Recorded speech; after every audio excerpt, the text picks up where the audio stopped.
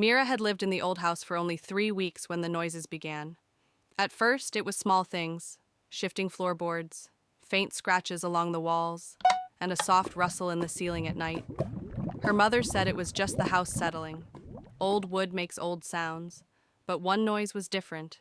It always happened after midnight, always in her room, a slow, dragging scrape across the floorboards near her bed, followed by 3 gentle taps on the closet door. Tap, tap, tap. The first few times, Mira hid under her blanket and told herself it was nothing.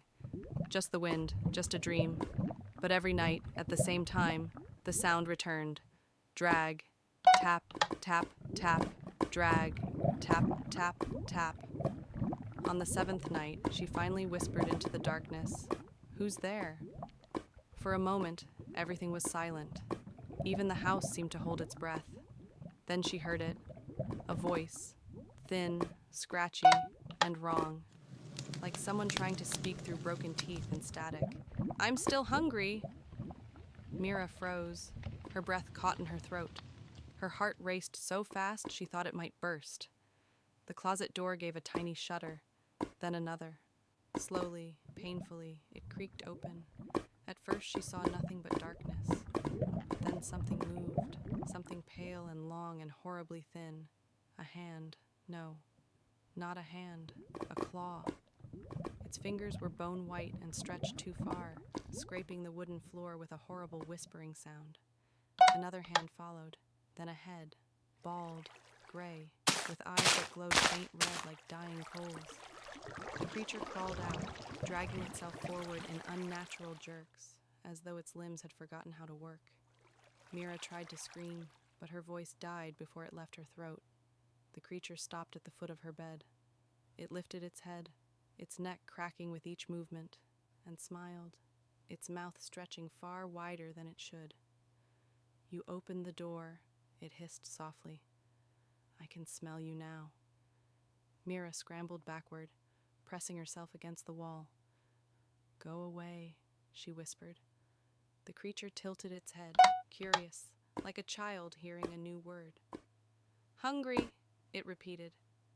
"Hungry, hungry."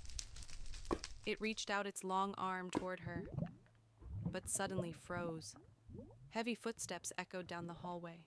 Mira's mother was awake. The creature snarled, a low, trembling sound, and dragged itself backward, disappearing into the closet just before the bedroom door opened. "Mira, are you okay? I heard something." Mira couldn't speak.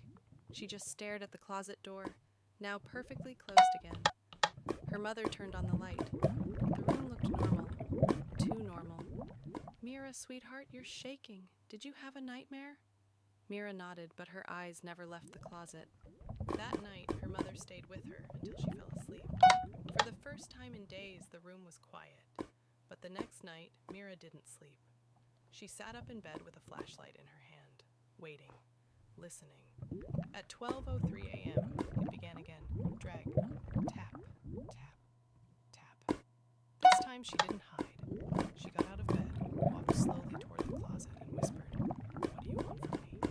The voice answered immediately, "A place to live, and someone to eat." Mira stepped back, horrified.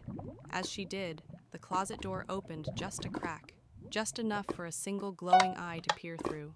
Then the creature whispered something that made Mira's blood turn to ice. "You should never have moved here. This house was already full.